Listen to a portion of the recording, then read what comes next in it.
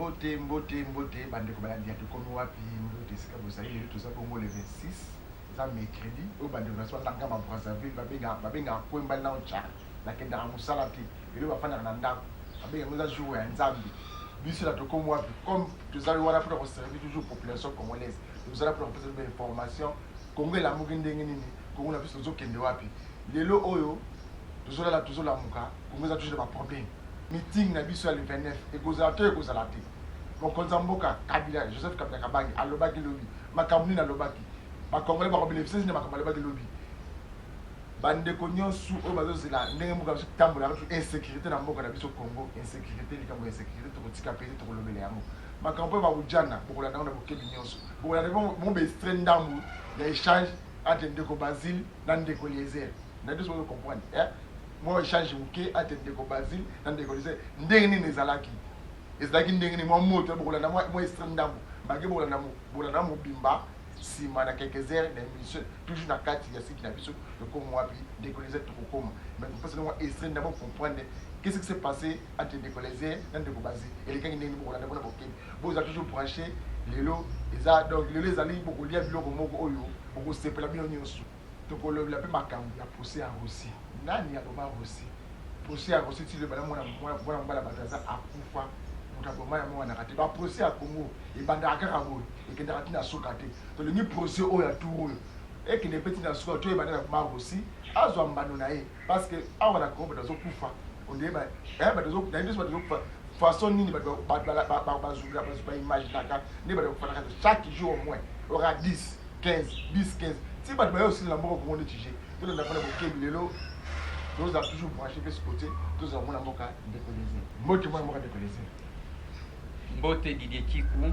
mbote na bandeko balandi lelo lelo mwana mboka décollésé to komi ko wele la et ba aux suspension na plateau to ko wele la te il faut biso na ezina bandeko babenga biso lobi bandeko bazana jambala bandeko bazana mbe bandeko bazana ngo wani to zabona Congo Brazzaville Congo ya ngambo ba Congolais wa biso bakima ka mboko pona passe pour laisser misala forcer kuna babenga bindeko leze lobela ta biso te la place tozalia to sala ka misala ya kwanga donc misala ya fufu na misala bilanga mais na mboka na biso moko ba misala ni zali ndeko leze babengele balelaki babenga omeka na kolobela ba ngata mwa mokende ndeko leze ouais bandeko na ngai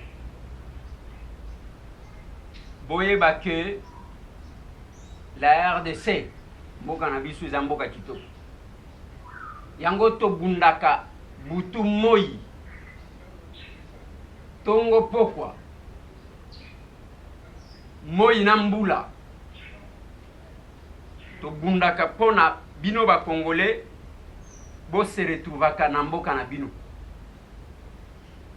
congolais koma mutu pamba kubwaka ngunda même na Brazzaville même na Mozambique même na Namibie alors que Bomengo Nzamba pesa biso il suffit seulement qu'il y ait une bonne volonté politique makambo ko changer bande ko nanga bo perdre espoir c'est pour bientôt OCP tolingi to expliquer quelques questions d'actualité parce qu'il faut totika ba éléments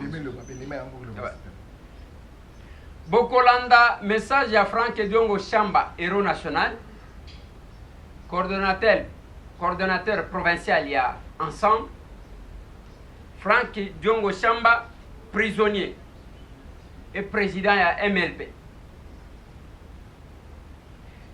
azali ko réfléchir pe ko benga bandeko pona meeting ya le 29 bandeko boya na kombo ya ba oyo bakufa pona démocratie na kombo ya ba oyo nyonso boyebi ba Thérèse Kapangala ba Rossi Mukendi Chimanga tous les combattants bakufa na siège à MLP tout comme na siège à UDPS ba oyo bakufa les 15 et les 19 na 2015 plutôt les 19 20 21 boya le 29 en face ya stade de Martyr na triomphal meeting ya kafu et ko salema wana milulu ya lelo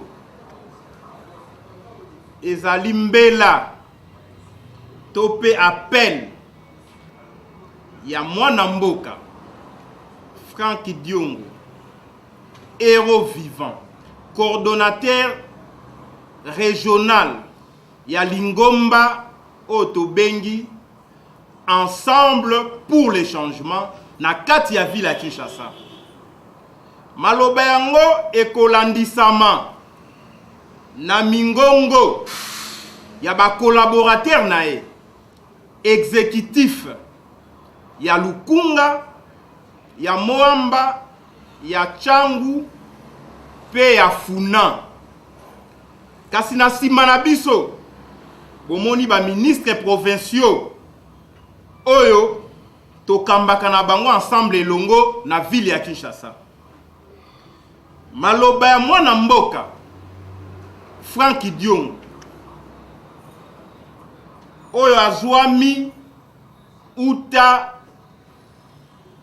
CPI ya Kinshasa tope prison centrale ya Makala pona meeting ya opposition mobimba ya le 29 septembre na ngonga ya 10h na place triomphale mwana mboka Frank Dion et puis na 4 exécutifs ensemble ville à Kinshasa asengi na bakinwa nyonso ozala moto ya plateforme AR, ozala moto ya plateforme G7, ozala moto ya plateforme AMK, ozala moto ya plateforme mouvement social, ozala moto ya plateforme partenaire oyo tosunganaka na plateforme na tangi wana, ozala parti politique ya ensemble, ozala parti politique ya ensemble te, ozala mouvement citoyen, ozala association ensemble, ozala étudiant, ozala fonctionnaire, femme maraîchère, bachomère, mwana mboka Frank Dion, lokola coordonnateur à ville à Kinshasa, ya Lingomba ensemble, o ekambami na mwana mboka Moïse Katumbi Chapwe,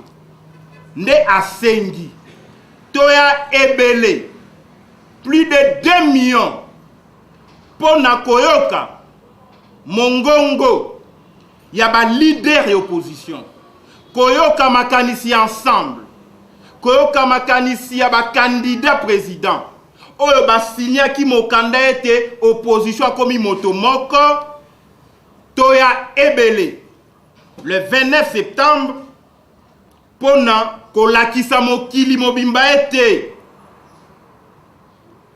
bana ya Kinshasa, bana ya Congo baboyi machine à voter, bana ya Congo baboyi élection na machine à voter o babengi machine à dauphin. Donc boya ebele pona kolakisa mokili mobimba ete machine à voter na Kinshasa koleka te et puis na Congo mobimba boya ebele bato nyonso o bandima bitumba ya mwana mboka Frank Dion, coordonnateur ya ensemble la ville ya Kinshasa, o azana boloko pona bitumba opposition mobimba, o atangisi makila pona alternance na Congo, biso nyonso toya ebele le 29 pona kotalisa mokili momba ete mwana mboka Moïse Katumbi azali banda ya mboka pona promenade de santé te kasi pona ba imposer exil politique na régime en place. Donc bato nyonso bandimeli bitumba ya mwana mboka Moïse Katumbi o alakisa kinzela lelo bitumba alternance ezola tamzoto boya koyoka milulu tope mingongo ya ba leader opposition nyonso ya Congo le 29 septembre. Bato nyonso ba croire na diplomatie mwana mboka Moïse Katumbi asali poto comme esika to komia boya ebele boya koyoka soki élection esalemi, soki élection esalemi te tokomi wapi tokokenda wapi ndeko maloba na mboka na bana tsango oto bengi état Tchango ce que telemi qui ça c'est telemi to lobaka yango. On a ezali porte d'entrée et porte de sortie. To lobi boy. Coordonnateur régional mwana mboka Frank Diongo Chamba. Abeti mbela lobi ete oyo nyonso abengami mwana Tchango, mwana Njili, mwana Kimbantseke, mwana Ntele, mwana Masina, mwana ya Maluku, boya ebele na mitingi oyo ya opposition esali le 29 oyo na mois oyo na ngonga ya 12h. Eta Tchango mabele mame boya ebele to kozela bino Lukunga ngonga ebelemi bandeko ya Lukunga tola la pongite le 29 septembre 2018 na 10h toya ebele pona koyoka ndenge nini tokosala élection yango bandeko ya bazali na poto bakangami na motambo ya eta muyini balobi baya na mboka te ko pesa pe oyo ya bango candidature ndeko soko olingi Moïse Katumbi azonga na mboka po aya kotia elongi au même titre que les autres bandeko boya ebele soko olingi ba Frank Diongo na bato mosusu bakangami na prison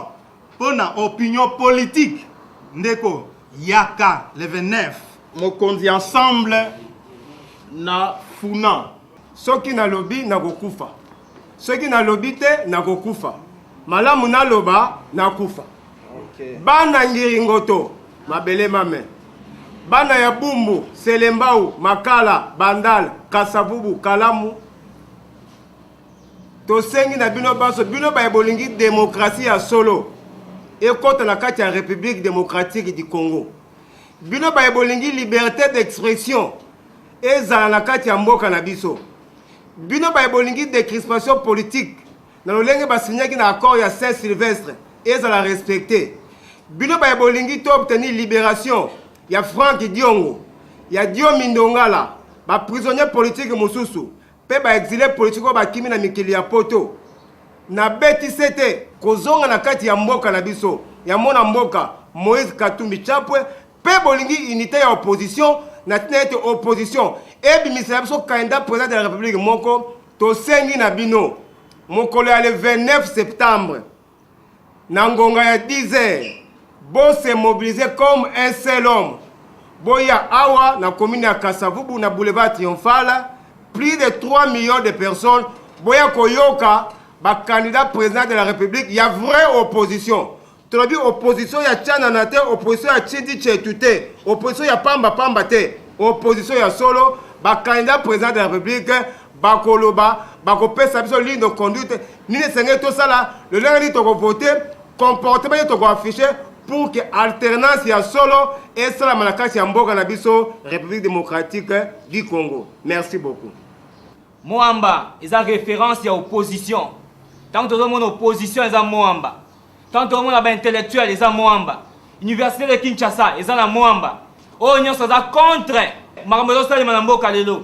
To bengi bana Moamba nyo ba telema. Ba intellectuel nyonso ba telema. To sangana lokola mutu moko. To temela ma nyonso ya mabe. Le 29 septembre, to bengi bino nyonso na Triomphal bana Moamba boya. To sangana Lemba, Matete, Kisenso, Limete, Ngaba, boya to sangana lokola mutu moko. To telemela ba biloko nyonso ya mabe to salema na Moamba. To lingi yango te, yango to bengi bino nyonso lokola mutu moko boya elongo na biso. To telema bino nyonso na mabe to salema. moto nyonso alingi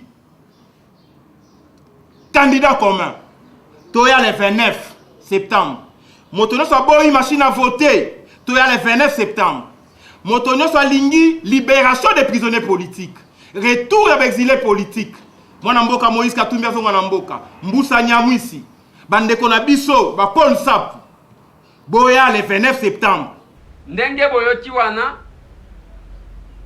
Deuxième élément, Didier Kiou. Adresse à Joseph Kabila Kabange na Nations Unies, 73e session ya Assemblée nationale ya Nations Unies.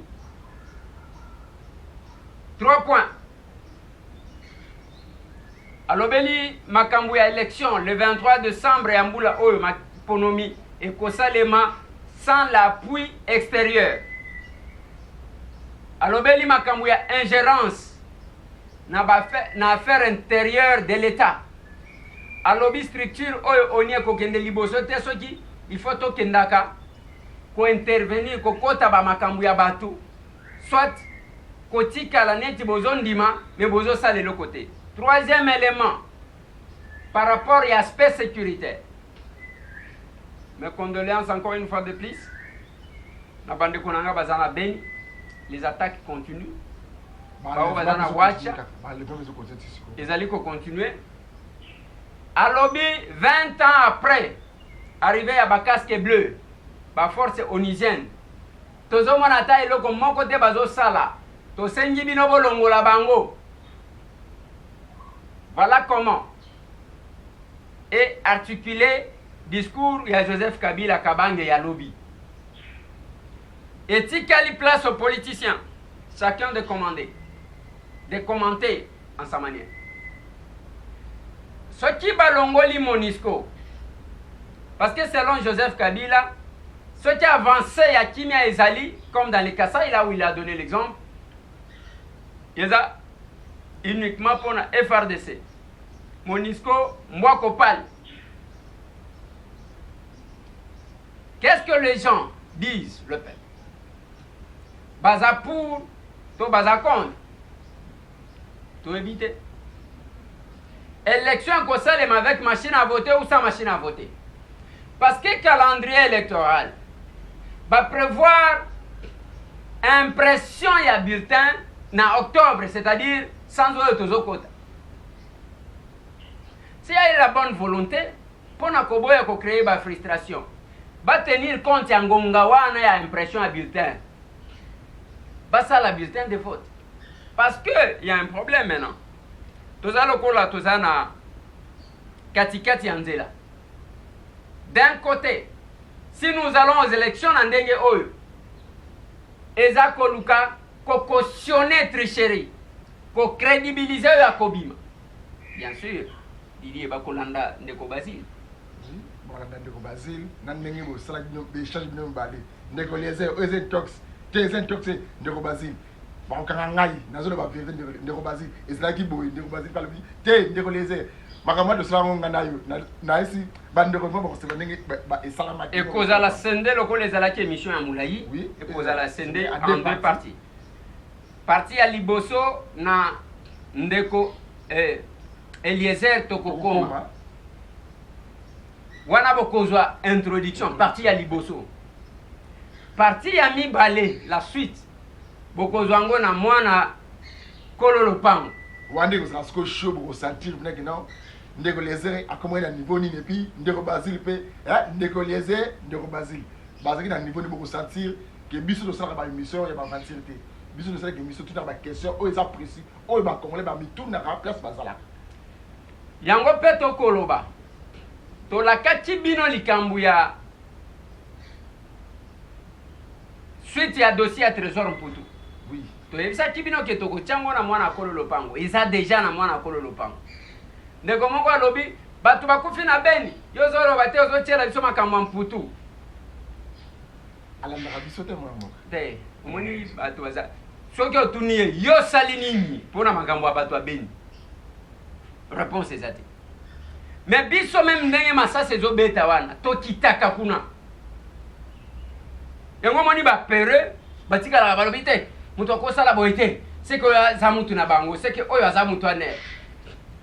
Mais pour nini mwana ngauté pour nini ba congolais ba ngaka soki mutu affronter au sele comme il faut kufa il faut akangaye pour nini kaka ba congolais ba ngaka. Eh ba pere ba lâche. Ba pere ba lâche.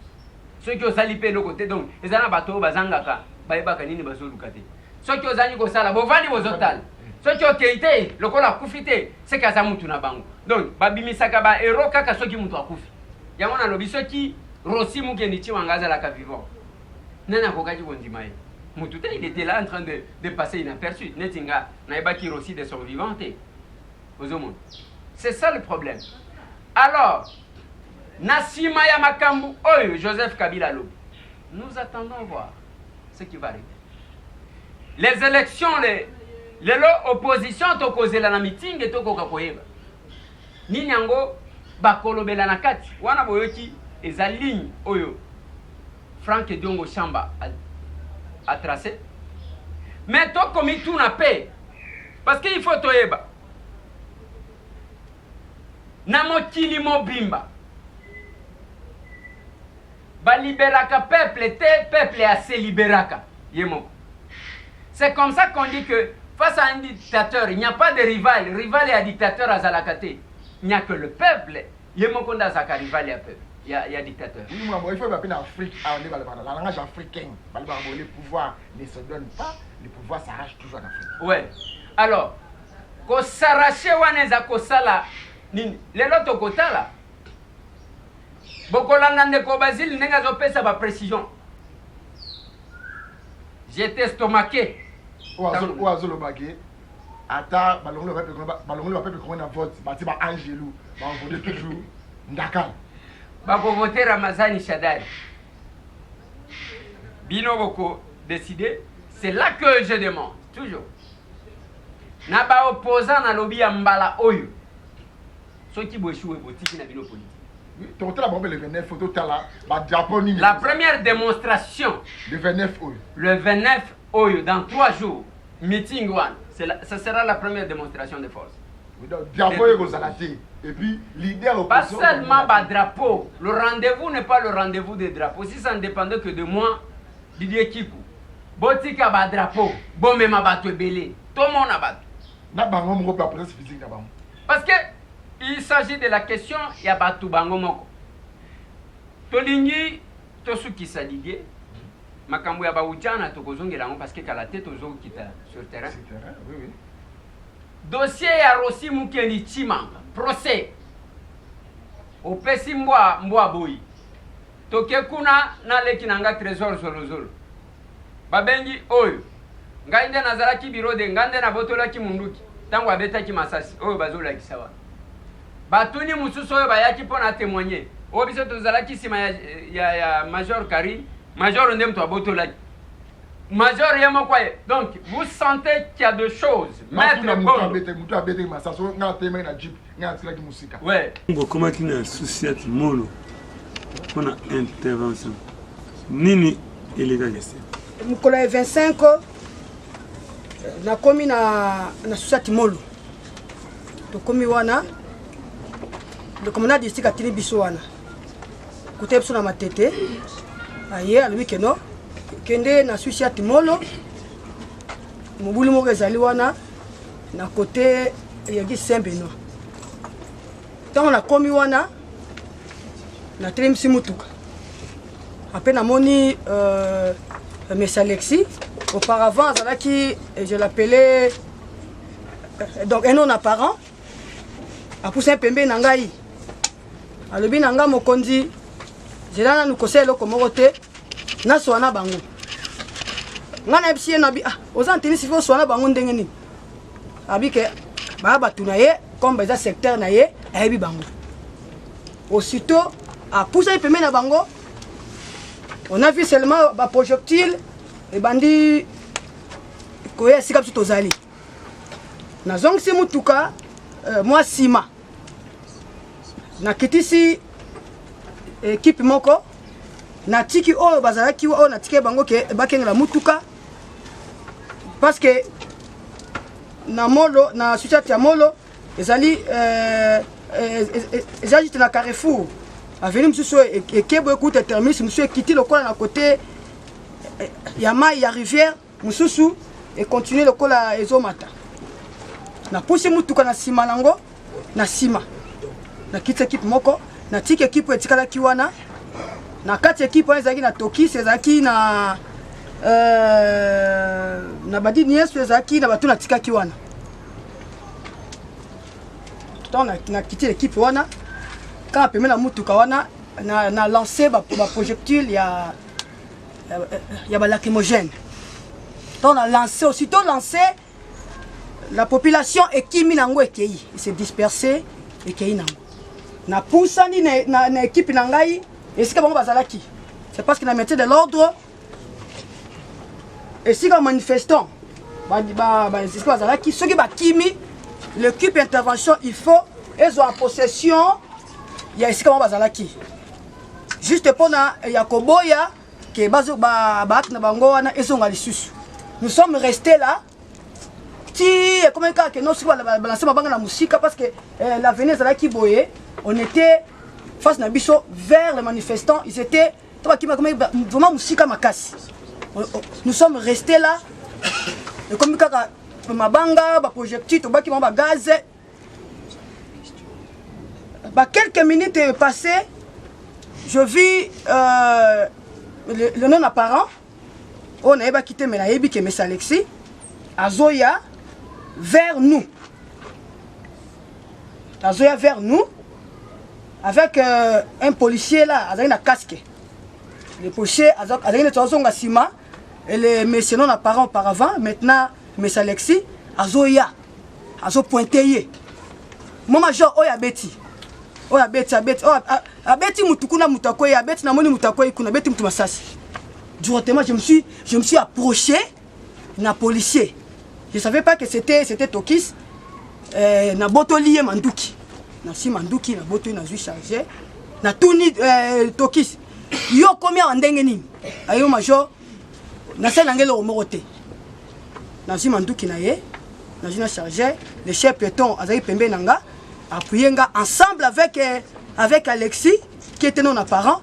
Nous sommes allés avec eux ensemble ti na mutuka ti na jipe sika na suiciat na côté na mutuka et na compté ba ministre d'aki nango escali 6 au lieu de 10 comme j'avais dit na chef peut-être nango 10 na côté na mutuka zaki na jidamo zaki na sima na faire joindre bango le sous-commissaire là Kavena oya mwasi azobela wana na côté wana na zimuduke na nini nde na zongi tant au zongi wana il y avait plus turbulence sinon c'est qui sauté.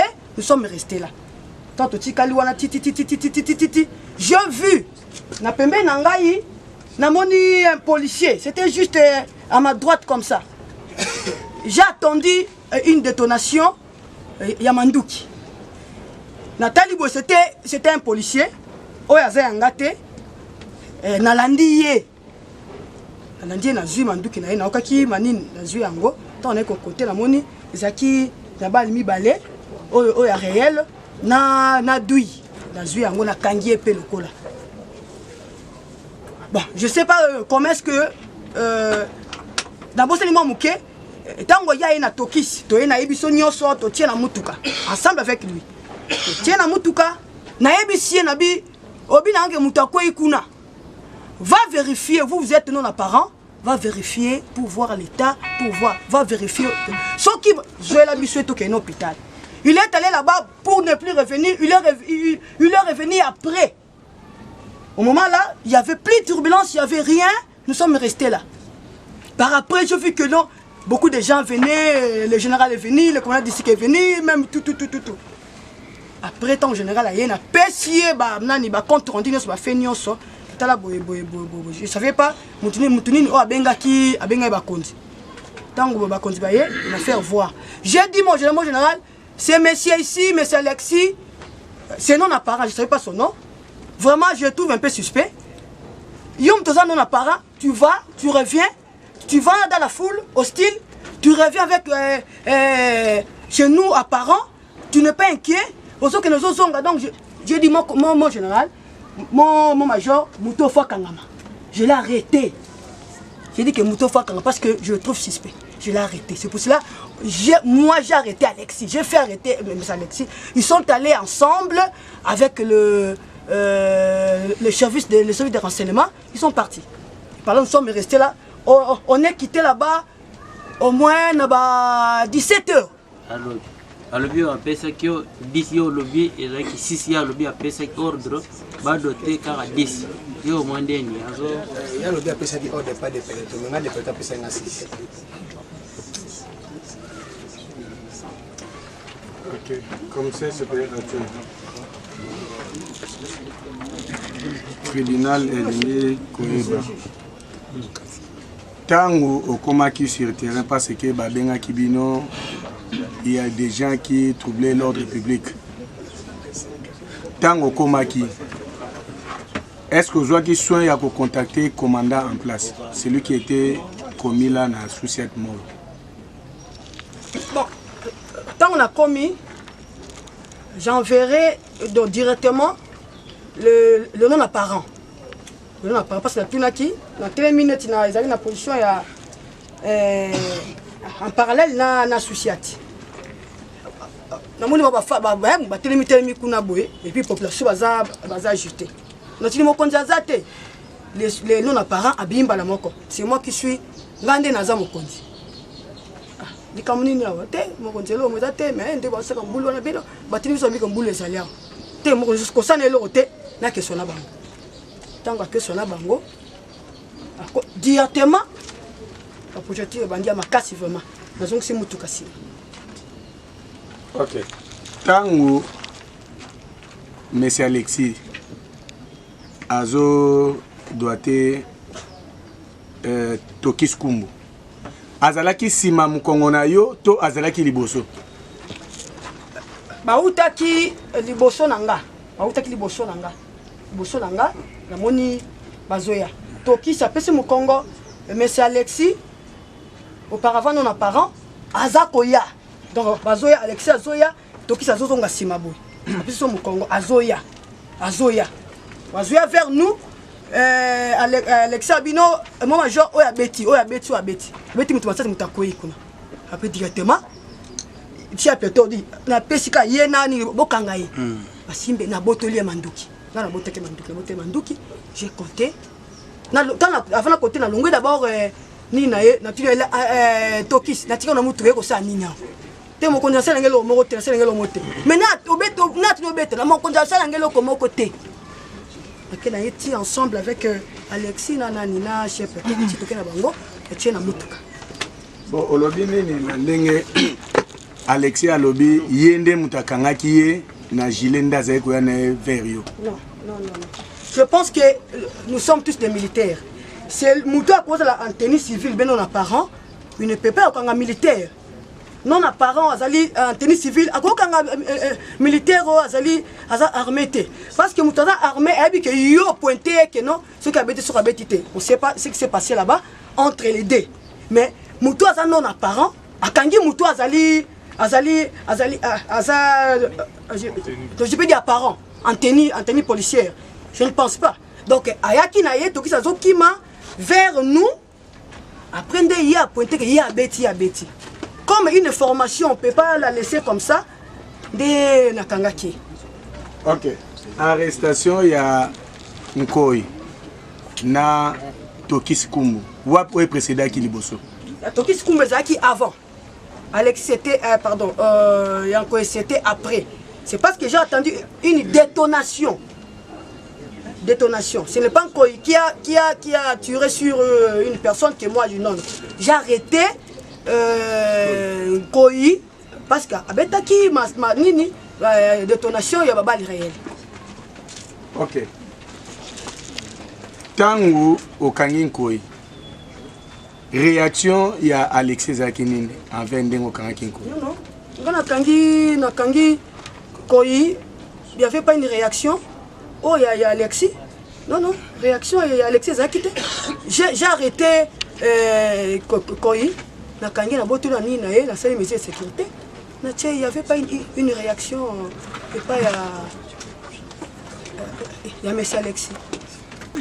L'arrestation Koi, tant Bakangi Koi après quelques temps. Déjà, événement Salemi, dès la benne na commandant en place que il y a pas ce qui boumeli bureau bakobuka yango. Donc commandant en place ça na terminé ameni ba policier akenana banko ikuna nda ameni bangona la police pana biso. Na moment tant au komi biso to côté na général na kati ya catholique tant to bon. On me pensait que nous ça septanga qui tant ko za kan qui dès na ABC général moto oyo abeti ya sala événement asina pesi na koboka na major Karine oyo aye après événement nde mokonzi apesa ordre na PD adjoint alobi bozwa wana ye après bozwa na oyo asalaki événement baye pekeni tozwa solution nde tumemaki bana ye pekeni na ngai moko en personne bakangaki mpe ngai nakomi temps d'esprit eka batie sur le arme esali action batie na nini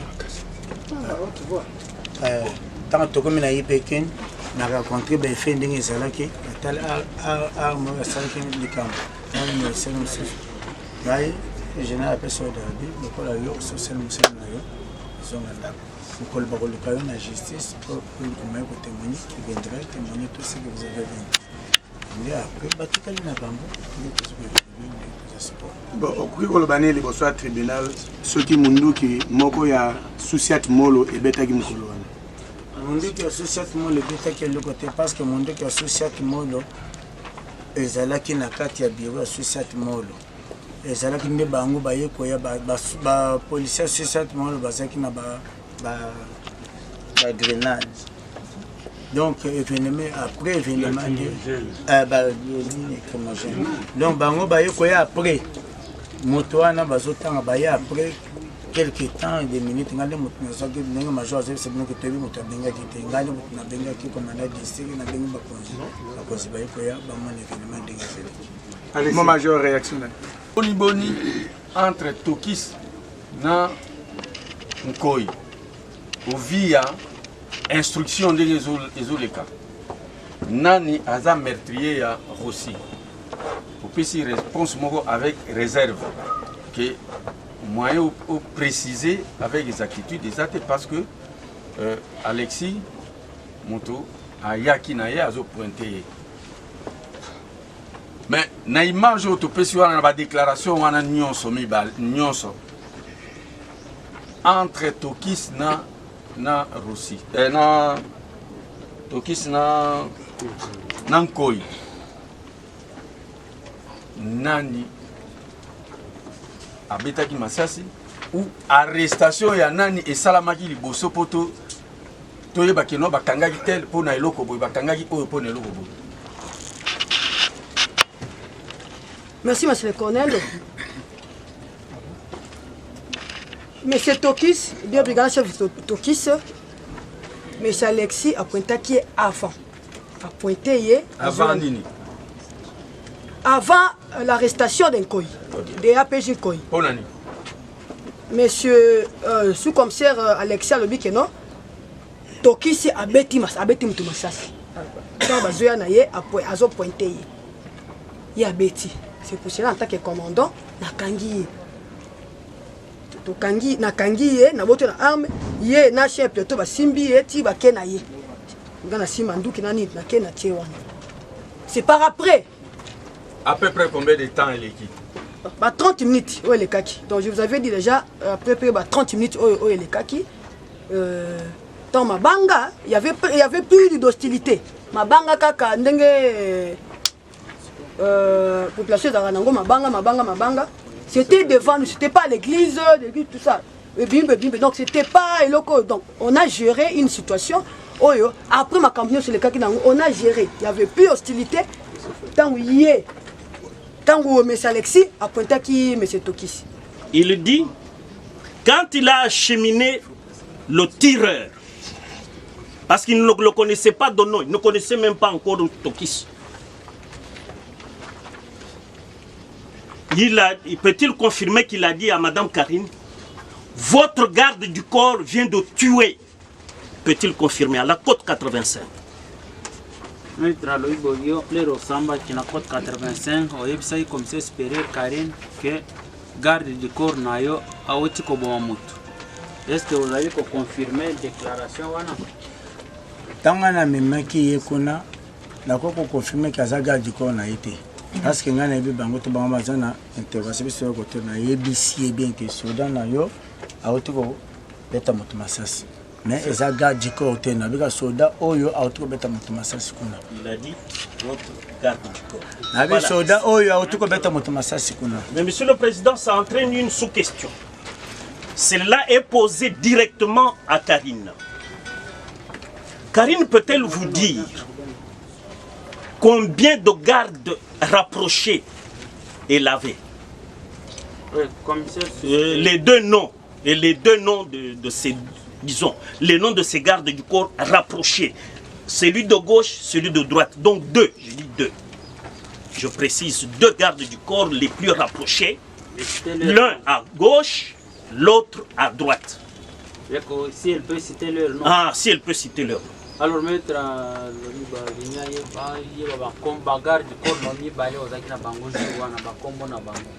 eza na kuya eza na bivoila. Voilà. Bivoila était à gauche ou à droite de Karine? Bivoila azalaki na gauche. Attendez.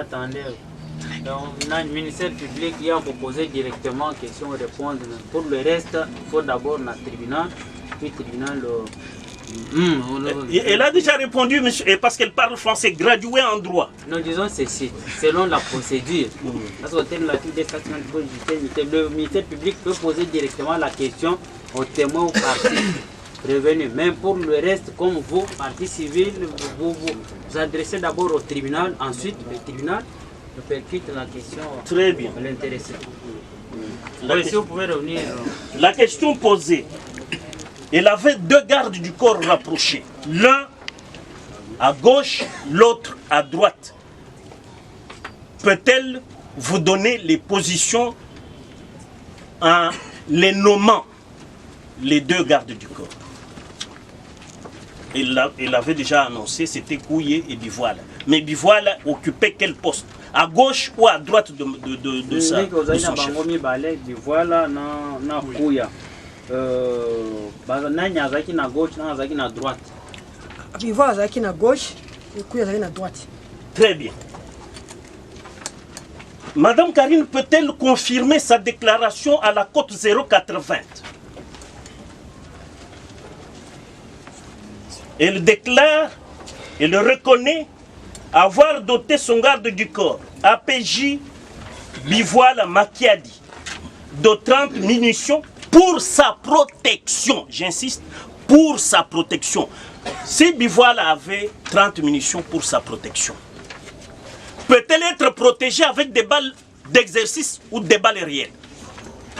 Elle, en tant que commandant des opérations, chef de l'escadron de la mort qui a assassiné un intellectuel universitaire congolais, est-ce que cet universitaire congolais a été tué par... La question, oui, je vous pose la question. Parce que la question, il faut qu'on puisse la poser. Oui. Vraiment, je le confirme. Puisque, en tant que commandant à compagnie, je dois être donc protégé. Je suis déjà satisfait. Non, s'il vous plaît, je n'ai pas encore terminé. Je n'ai pas encore terminé. Non, il y a ces questions, qui sont confirmées. Les torbes confirmées. Dès qu'on répond à la question, on a posé la question. Oui, la deuxième question. Parce que c'est pour sa protection. Peut-elle être protégée avec des balles en caoutchouc ou des balles réelles? C'était en caoutchouc. Donc, à l'objet de question, pour nous protéger, il faut quand la balle réelle ou bien balle en caoutchouc. C'était en caoutchouc. Ah, c'était des balles en caoutchouc. Oui, mais... Monsieur le Président, parce qu'elle soutient que c'était des balles en caoutchouc. Dans la côte 141, son chef de peloton, Kabete, avait reçu une arme Uzi. Karine peut-elle dire au tribunal, Uzi porte quel type de balle? Est-ce les balles en caoutchouc? Les balles réelles? S'il y a des balles réelles, il y a des armes nyoso, ils rappellent des balles de l'exercice. Mais ces jours-là, l'arme Uzi, ils ont des balles en exercice. Si on peut dire des balles en caoutchouc. En tout cas, ils ont quitté. C'est pour cela, cette arme-là, ezalaki vide, je pense que ezalaki pe na l'autre côté. Peut-elle nous dire où se trouve cette arme aujourd'hui? Cette arme Uzi là, elle peut être chez qui aujourd'hui? Ah mais arme ezali nango ezali na jeep, toi tu na jeep ezalaki je pense donc ezali je cite Malamba, il y avait Malamba qui avait je pense Uzi là. Ya lobi arme mwana kokiko za la watu. Uzi wana. Eza nango na dépôt, eza nango na magasin. Magasin d'armement. Oui oui. Très bien. Monsieur le Président, allons à la côte 084. Là, c'est une question qui confond et Karine et Alexis. On la pose à qui? On la pose aux deux, mais commençons par Alexis. La question. À la côte 084, Alexis déclare, c'est un procès verbal, j'ai fait remarquer à Madame Karine que son garde du corps vient de tirer sur un manifestant. Et celle-ci, Madame Karine, réagit en ces termes. Effacez le tableau. Oyo, ozoti ya makelele, po batu, baya ko menacer biso. Est-ce que Alexis, à la côte 084 là, peut confirmer sa déclaration ici? Ce que je peux déclarer, c'est ceci. Ngai naibi ba garde corps na été. Naibi ke monaki basoda yaki na bango moto asalaki ataza moto songolo. Na moment tango na ye na pesi explication ayebi singa bien qu'il ne faut pas être agité. Ye ayebi singa boy. Il ne faut pas être agité. Zala calme. Kende ota l'état ya moto wana eza ndenge nini. Tango zo agité boye et ça que le corps alerter population que motonangai dans policier nanga obingo mais pour effacer les tableaux c'est faux et archi faux dans le procès verbal. Monsieur le Président, j'ai une question claire. C'est la dernière. Non, Monsieur le Président, c'est pas la dernière. L'affaire est grave, Monsieur le Président. Vous ne pouvez pas donner du temps à une mise en scène entre les témoins et le ministère public. Et nous dire maintenant là que le procès prend sa croisière, sa vitesse de croisière. Maintenant, quand vous allez finir, les autres vont se poser des questions. Non, on n'en a pas assez. Non, Monsieur le Président, nous allons terminer et le procès, je crois, il va se terminer après ça. On est organisé aujourd'hui. Vous ne reviendrez même plus sur attendez, le viens cesser, maître, attendez. Nous terminons ça aujourd'hui. Non, maître, mais vous c'est ça que nous disons. Vous-même là-bas, vous dites non, il est déjà 16 h. Attendez, on ne refuse pas, vous allez poser des questions, c'est votre droit. Oui, la question qu'on pose à Alexis. Alexis, peut-il confirmer avoir entendu Karine donner l'ordre à l'assaut? Mais ce qui est vrai, maître, c'est qu'on pose des questions pour avoir. Mais cette question, Karine elle-même avait déjà confirmé qu'elle avait dit à l'assaut. Ok. Est-ce que vous avez confirmé que comme c'est Karine a le à l'assaut? Au état, mon population va nous bamanga mabanga. On a appelé ça à l'assaut pour intervenir quand on a.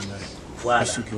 Très bien. Comme il a vécu ça, parce qu'il était à 0 mètre de Karine et à 3 mètres de Rossi et du tireur, le vrai, pas l'expiatoire qu'on a ici.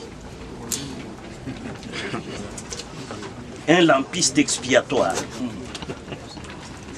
Peut-on demander à Alexis d'affirmer encore, comme il l'a fait à la côte 084, avoir vu Karine mettre en garde un manifestant? Est-ce qu'on confirme malobana yo lobaki ke omona kiye azo kebisa manifestation manifestant moko major ayaki musala na moment tant apesi alaso bato baza oyo bakoti boye yango naza kosenga ke desate selema ntango deja mokonzi azokita bazobana eloko te ezali na kati ya service eza te ki atanga komba moto ou bien alobana moto boye eloko te ye nde moto ntango deja bazokita bazoloba na ye bango bazoba eloko te yango wana baelema ni bakiti bo mpo atanga komba moto ki asali basali bo eloko te atanga komba moto te. Monsieur le Président, je ne pas là-bas parce que oui, laissez, c'est sa réponse. Monsieur le Président, nous vous donnons lecture.